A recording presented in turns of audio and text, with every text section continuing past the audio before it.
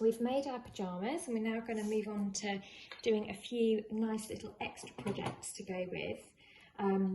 The first of those being the eye mask, and you'll have already cut out a pair in your pyjama fabric. You're going to need one more. Now I'm using the fabric from the leftovers from my drawstring bag, because I think these two just go really nicely together, and that way it all ties in really beautifully. So I've cut out one in the lining fabric. The reason why you've got 3 there is just that this extra layer is going to sit in the middle to give you a little bit more, so it'll end up looking like that on the back and that on the front, and that will give you a little bit more protection against the light. If you wanted to, you could cut out a middle piece using some black felt or something like that to help with blackout properties. I just like this because all of these are 100% cotton, so I know that they're breathable. If you're making this at home using your own fabrics, then you could also, for your lining, use silk or silk satin. Obviously that's just very luxurious and soft on your delicate eye area.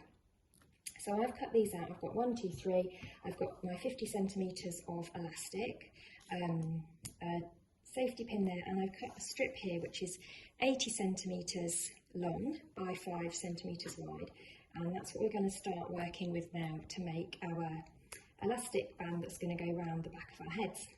So the first thing to do is to take this strip, you're going to go over to your ironing board, and you are just going to press this in half all the way along with right sides together and raw edges matching. So you're just going to go and press that in half all the way along. And then I'm going to come back and I'm going to show you how to make this channel, and I'm going to give you one of my favourite top tips of how to turn these channels through. So I'm going to hop over to my ironing board and I shall be back in just a sec. I've got my strip pressed in half, and what I'm going to do is I'm going to sew along this end here and then all the way down here with a 1 centimetre seam allowance. And you'll notice on my desk that I've now got a drinking straw, a plastic straw, and a kebab stick. This will make sense. Just put that under my presser foot now. I'm going to match the raw edge up with the 1 centimetre line, do a couple of back stitches, and off I go. I want to pivot by leaving my needle in the fabric, lift up the presser foot and swivel round. Make sure that you leave your needle in the fabric when you're doing that. I can see by swivelling that round that I'm back on the 1 centimetre line. If I wasn't there yet, I'd just put that back and hand wind an extra stitch, but I can see I'm in position there. And if I go all the way down to the end, what I'm going to do next is just trim off this corner here, trim off that bit, and then I'm going to go down and just trim that seam allowance down by half. So it's currently a centimetre, I'm going to trim it down so that it's about ½ centimetre all the way along. So now the drinking straw and the kebab stick come into their own. And there are a few different ways that you can turn through a channel like this, and this is just so effective and easy to do that I thought I'd share it with you. And I saw it somewhere on Facebook or YouTube, one of these things. So I'm poking my straw up in the middle of that channel there. I'm going to ruche that all the way down. Hopefully it's going to be long enough.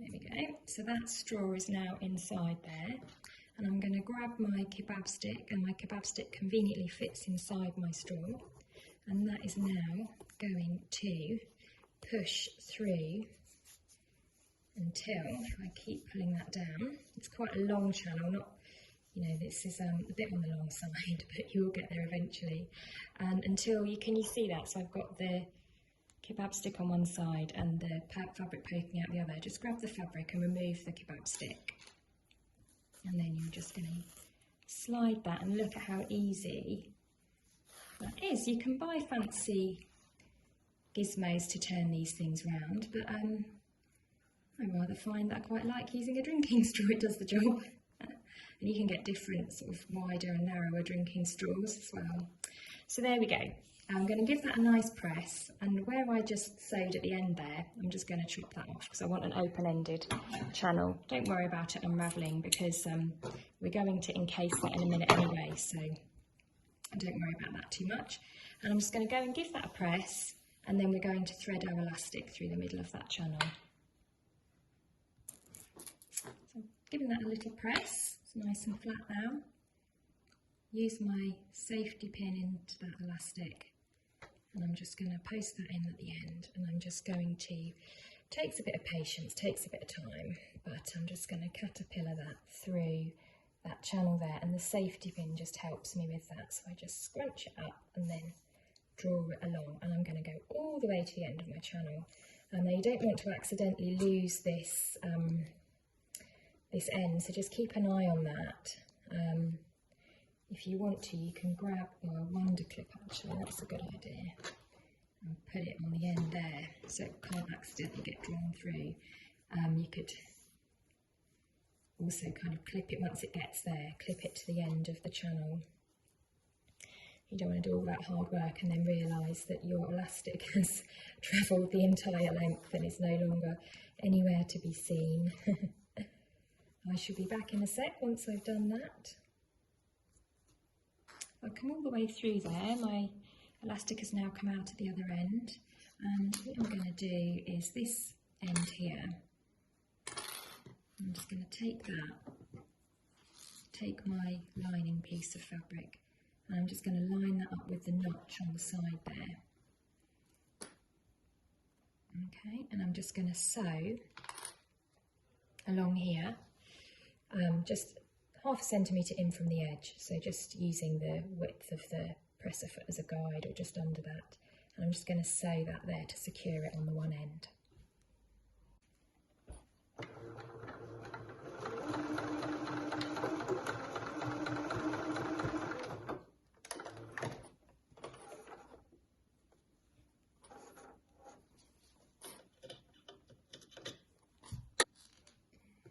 Now I've attached that there, I'm just going to scrunch my fabric tube up a little bit out of the way. So just distribute that fullness from the fabric tube into these nice neat little gathers. And I just want to pop this on and try it on for size. So I've tried that on, and I found I've just marked it with a wonder clip. This measurement here for me, the elastic measurement, is 35 centimetres. I've got a particularly small head. You may find that you're more like 38 to 40 or even beyond 40. If you're making it for somebody else, then I would say about 38 centimetres is a good amount to have. So I'm now going to attach the channel to the other side. If you're making it for a child, obviously it's going to be a fair bit smaller, depending on their age. Although you'd be surprised, children's heads are slightly, their bodies are a lot smaller, their heads aren't that much smaller, if that makes sense. So you can maybe try it on just to check. Right, here we go. So I'm just going to line that up there now. I'm going to sew that together, and then once I've done that I can redistribute the fullness of those gathers there, and I have my nice stretchy channel to put that behind my head.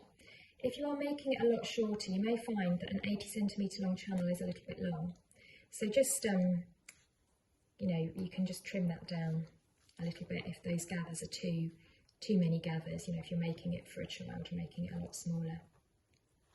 So I'm just going to match this up to my notch here, making sure that I've got my elastic and my fabric there. And I'm just going to sew just as I did on the other side.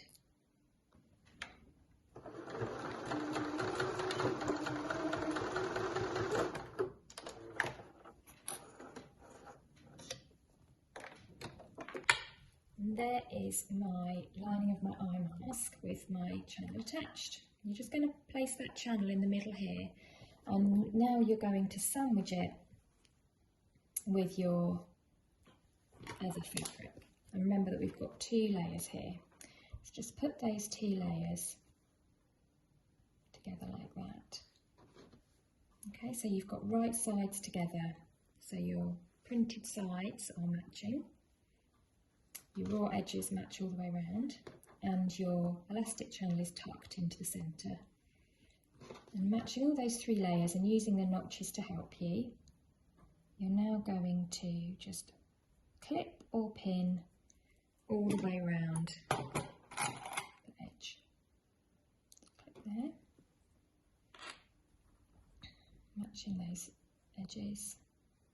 Let's pull some of that out of the way to keep it sitting nice and flat. Here's my notches.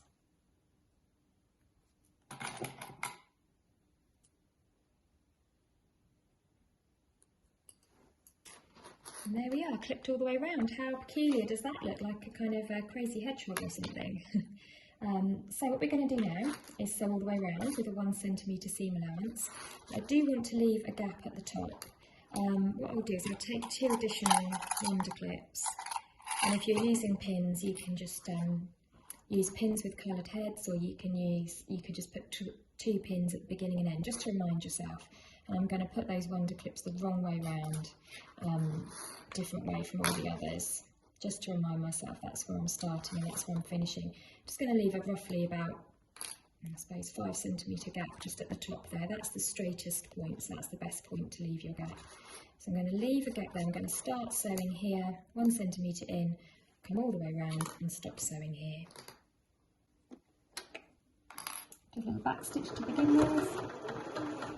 Now we're going to be sewing round some pretty serious curves here. Best advice I can give, take it slowly, and what you can do is keep your eye there that you're at the 1 centimetre seam allowance point. Use the guide on your needle plate, and if you reduce your stitch length, your machine will find it easier, you'll find it easier to travel around the curves. Longer stitches are more difficult when it comes to curves. And we're just going to continue all the way around there. I can stop and go a little bit if it gets away from me. With my needle in the fabric I can lift the presser foot and swivel around just a little bit. And if I get to a curve that's really tricky, I could even stop and hand wind a couple of stitches if I'm feeling a bit nervous.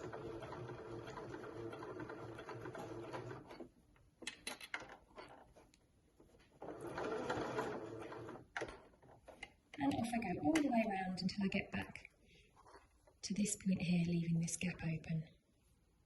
So there we have it. I've gone all the way around there. Now what I'm going to do is trim down these seam allowances. I'm not going to trim down at this point. That's nice and straight, and I want a bit of seam allowance to be able to press it in and finish. I find it more tricky if I've not got much to play with when I'm hand sewing that gap closed or folding and pressing that gap closed. But around the remainder where I've sewn, I'm just going to trim away my seam allowance to about half, so I'm left with about 1/2 centimetre. And then when I come to the curve bits, I'm also going to, let's just stop there for now. When I come to these curve bits, I'm also going to just snip in some triangles, being careful not to cut my stitches, but that will help. Can you see those little triangles there? That will help turn through those curves. There we go, I've gone round and trimmed round there, and then I've put a few little notches all around those curved edges. I'm now going to turn it through, which is the nice exciting part, to the right side, and we're going to give it a little press and we're nearly done. This is the moment of truth, when you get to see your project come to life.